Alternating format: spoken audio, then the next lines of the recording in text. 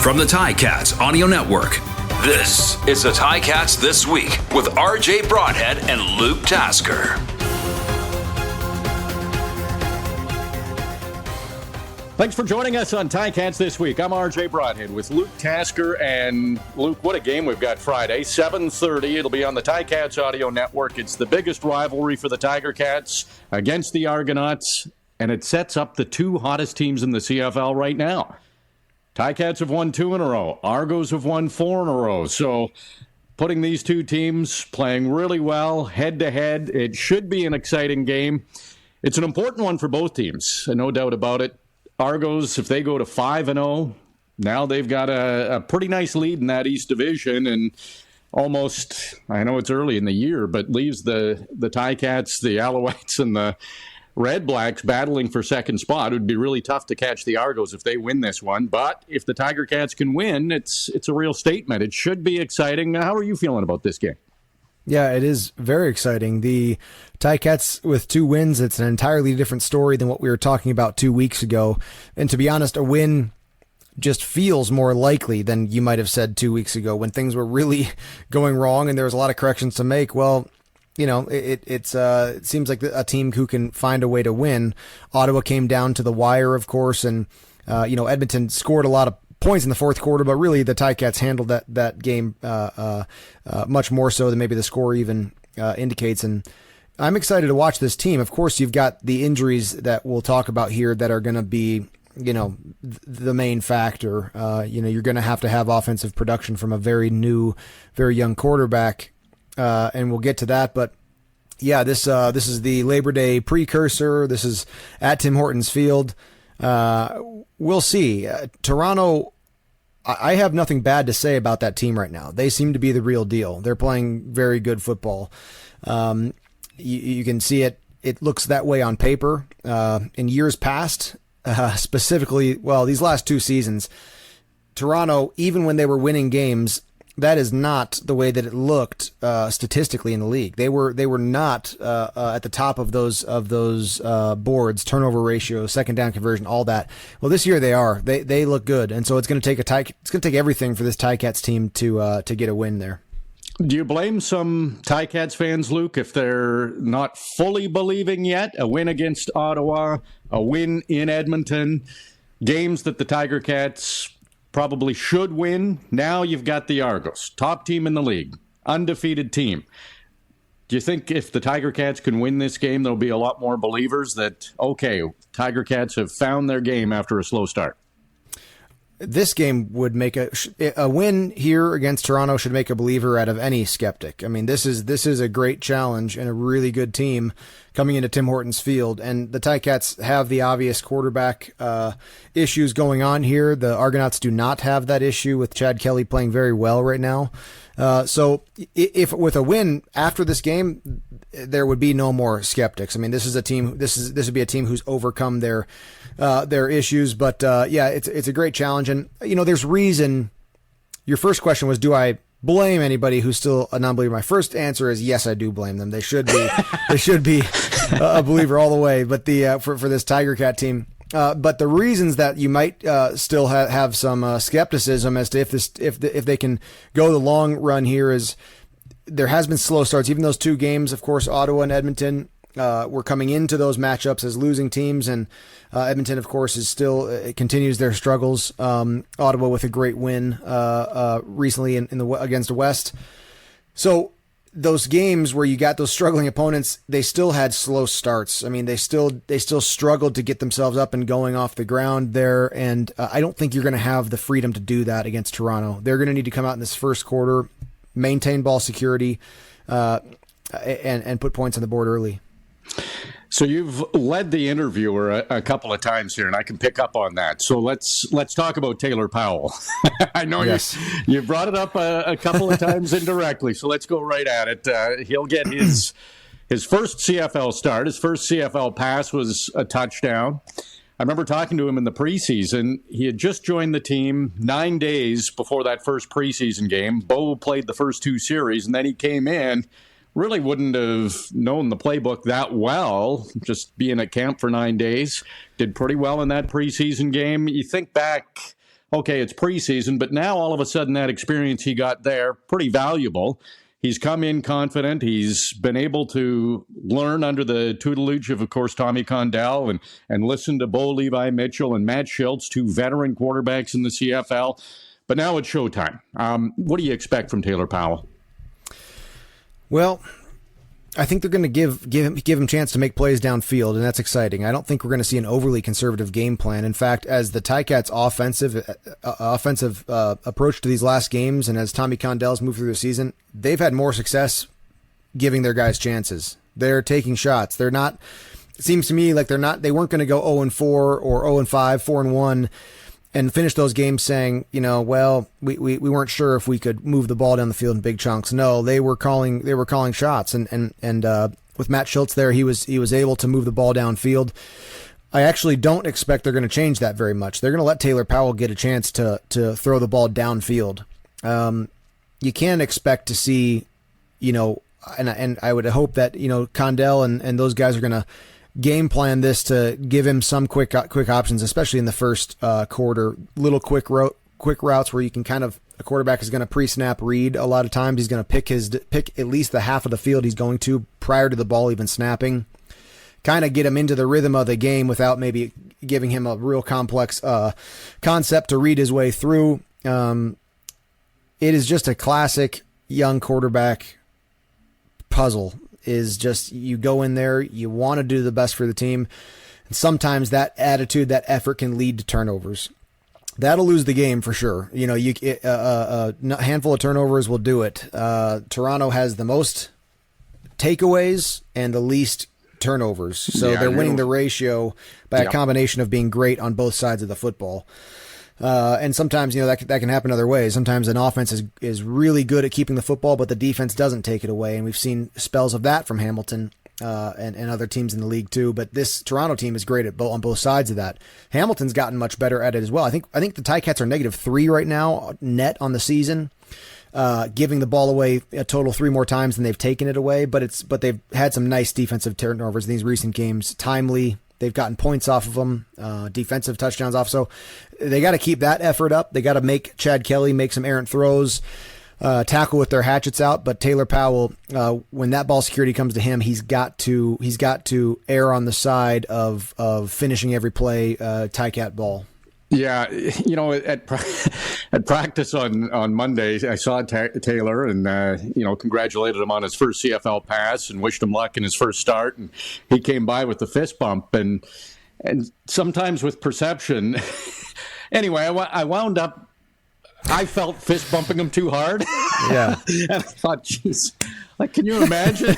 It was throwing hand, but anyway, it was not that hard, of course. But it was one of those. I thought you were going to say you were icing your fist over there because his throwing hand is so strong. That's right. He hurt me. He didn't even feel it. So that's the good news. But I was thinking afterwards, we got a fist bump with your non-throwing hand. Let's not even take any risks there. But he can sling it. Watching him in practice, he rips it in there. He's got a great arm. I'm excited to see what he can do. But the good thing there, too, Luke, is the running game has been much better. And when you've got a guy making his first CFL start, James Butler seems to have a ton of confidence right now. The offensive line is solidifying. Having Tyrone Riley back is important.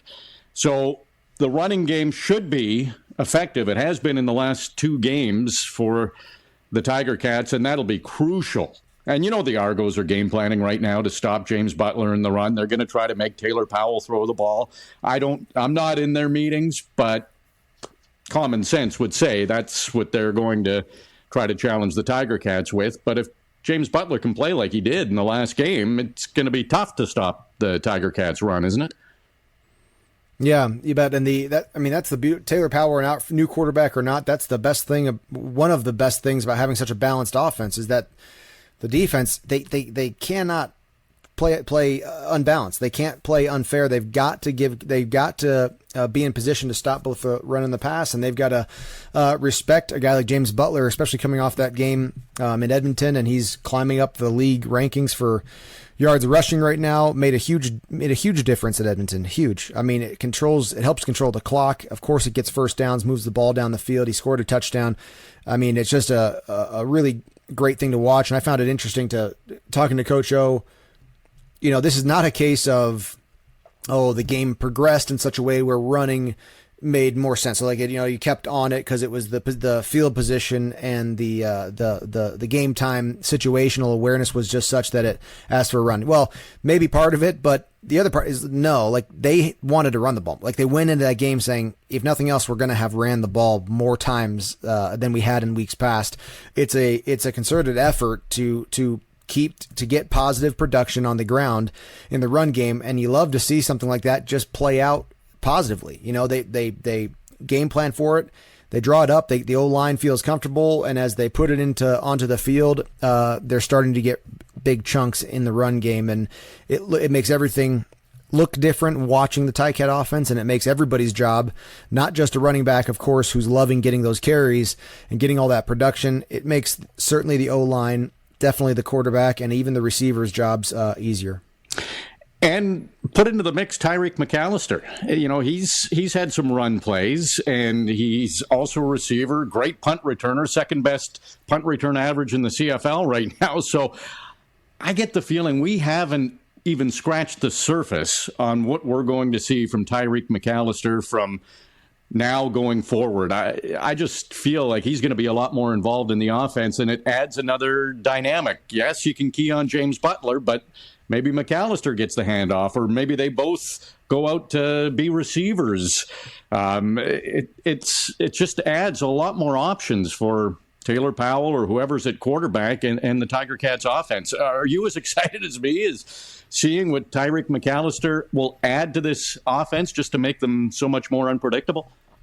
I am, and there's no telling what it will be. He's going to catch some out of the backfield, and he's going to come in his packages, and the CFL is so great for how creative you can be with that because of the waggle motion. I mean, you can end up in the backfield having started out as one of the slot receivers and motion your way into the run game. There's all sorts of creative stuff you can do with screens and draws, and so yeah, it's just it's exciting to watch, and it's hard to prepare for as an opponent.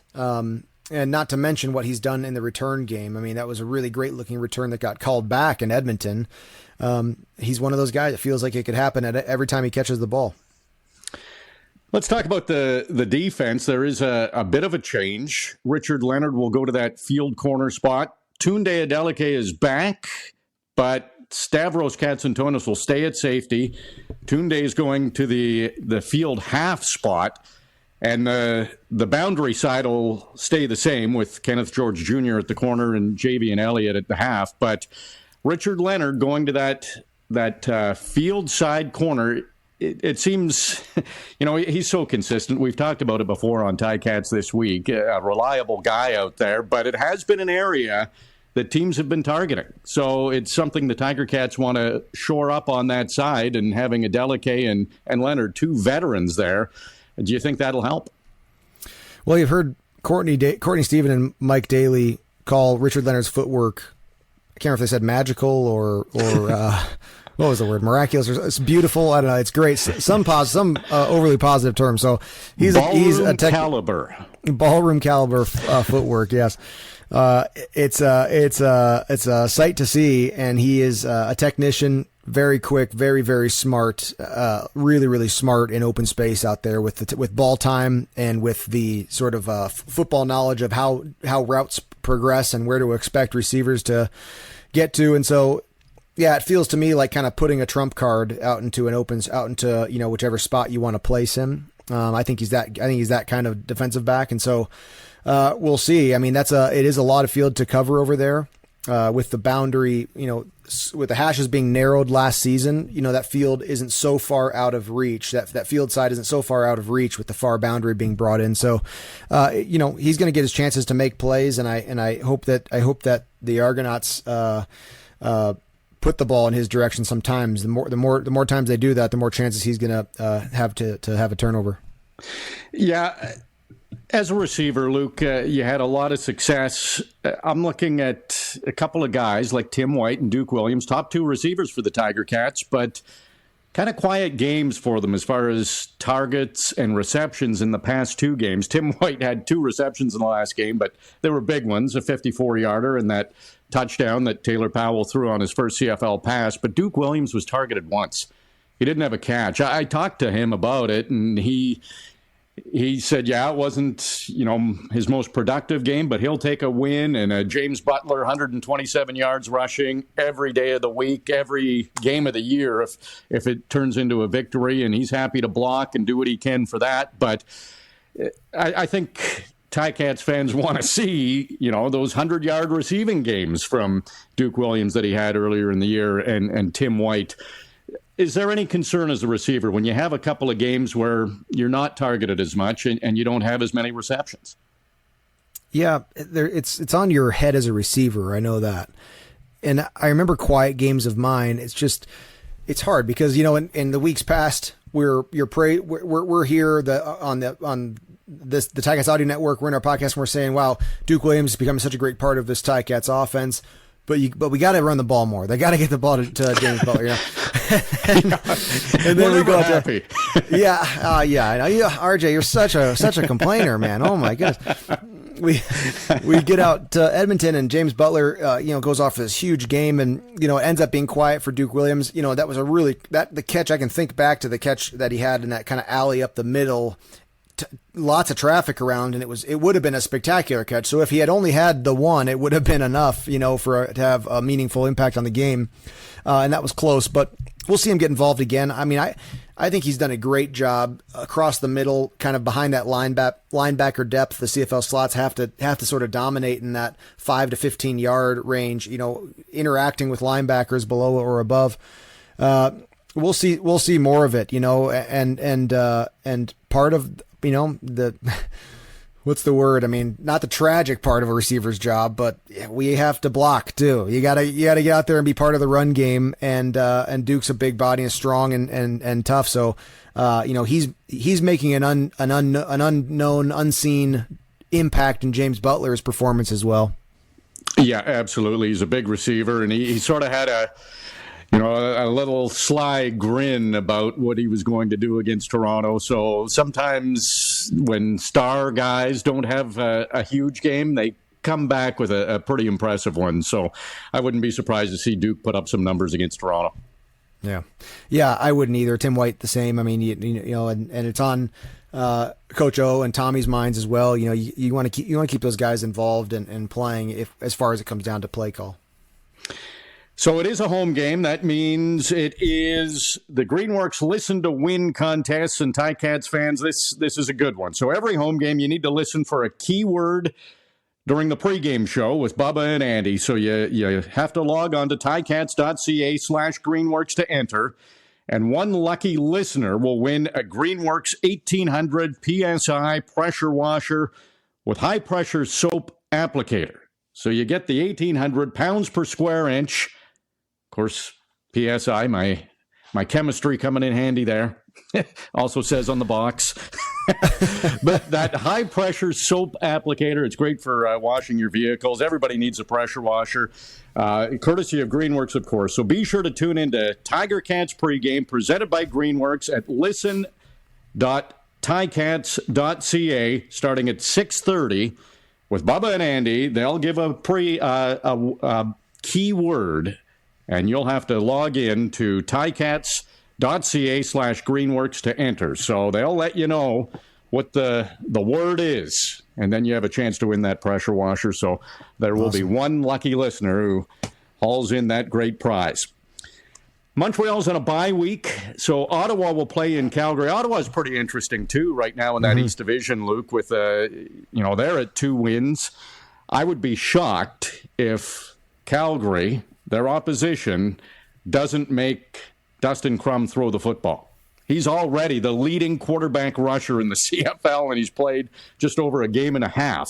So running has been a big key, but it'll be interesting to see what Calgary does, because then next week the Tiger Cats have the Red Blacks again. So it'll be Very interesting to see if there is a weakness in the young quarterback. But we're seeing a ton of young quarterbacks, and Friday's game at Tim Hortons Field features 2 undefeated quarterbacks in 2023. Now, good point. This is what we talk about all the time. Don't let truth get in the way of statistical facts. It's a fact that no losses for Chad Kelly, no losses for Taylor Powell, although this is his first start. Yeah, you're right. Don't let truth get in the way of the point I'm making, okay? Well, no, it is true. I love it. They haven't, neither one's lost. Here's where the truth of that comes in, is that yes, the Ticats have had their losses. Toronto beat Hamilton early this season. Taylor Power not having a part in that game. It is true that in that athlete's mind, you haven't lost a game. In a sense, you do have that undefeated feeling about you, and you threw a touchdown. You came in and held it together for the rest of the Edmonton game. There's no reason why we shouldn't see him come out and play a fine football game. I mean, it's going to come down to Tommy Condell helping him a little bit. Like I said, giving him those answers to make early on. But you can't hide as a professional quarterback. You're going to have to make plays. It's going to come down to some of the things you do one way or another. And the other undefeated quarterback in the equation, Chad Kelly, like I said, I've been impressed with him so far. I mean, he's making these games look easy for him. Yeah, and we talked about it at the start of the year, and I know I needed to see more what he had done coming into this year. I thought there was a lot of accolades coming his way, and he kind of had to back that up, and he definitely has, coming off career high with over 300 yards passing, 3 touchdowns. When you look at the Argos statistically, the run stands out. They're number 1 in the CFL. AJ Ouellette has been tough to bring down. He's pretty much a north-south runner, but he'll run guys over. And Andrew Harris, kind of the same type guy who comes in for quite a few runs himself, and he's a future Hall of Famer. So Chad Kelly is proving he can throw the ball. Is there a key to stopping this Argos offense? Is it stop the run, or has Chad Kelly proven that, hey, go ahead and do it because I'll be able to throw it? Yeah, that's the tough thing about a good offense. There's not going to be an easy answer. I've thought the Ticats defense has looked great when they've taken away quick answers for quarterbacks. When you go, there's so much space in the defensive secondary in the CFL. So if you go all game and you play a ton of man-to-man, you're going to lose some battles. You just can't win all across the board, all those battles all the time. And so, you're in a sense, there's the risk of getting beat big when you do that. But to me, with all that space, if they are going to give Chad Kelly time, he's going to be able to find those. You can just move down the field with 7-yard gains, 8-yard gains, and then one of your 5-yard throws turns into a 15-yard gain because the receiver makes somebody miss. And I think it's just, you can really wear down a defense by picking apart low zones. I don't know. I would take some space out. I would make him find the matchup he wants, and then he's got to buy time and be protected until he can make that throw. But we'll see. I mean, that's the thing about a team that's 4-0. They're gonna make their plays too. They're gonna find ways to do it, and you can't go in spurts. Like I said, I mean, the Ticats really in Edmonton, they turned the ball over on the opening kickoff, and then it was sort of back and forth in that first part of the game until close to the end of the first half. I just don't think it's going to go that way against Toronto. I think that the Ticats have to come out and probably play their best first and second quarter of the year. No better motivation than the top team, the most confident team, Argos, the defending Grey Cup champs, and they've zipped out to a 4-0 start. Game time is 7:30 at Tim Hortons Field. The Tiger Cats will be looking for their 3rd straight win. Argos looking for their 5th straight. So 2 teams playing fantastic right now. If you can be at Tim Hortons Field, hope to see you there. If not, be sure to listen on Ticats Audio Network. Pre-game show at 6:30, and of course, it's the Greenworks Listen to Win. Bubba and Andy will have some great guests and great information leading into the game, and then Luke and I will have the call at 7:30 on the Ticats Audio Network. Luke, can't wait to see you at Tim Hortons Field on Friday. Yeah, same here. It's going to be a great game, RJ. I'll see you there. It's been another busy week for your Hamilton Tiger Cats. Luke Tasker and RJ Broadhead have covered it all, and now we would like to hear from you. Email us anytime at gameday@ticats.ca. Subscribe to the Ticats Audio Network on Spotify or wherever you get your podcasts.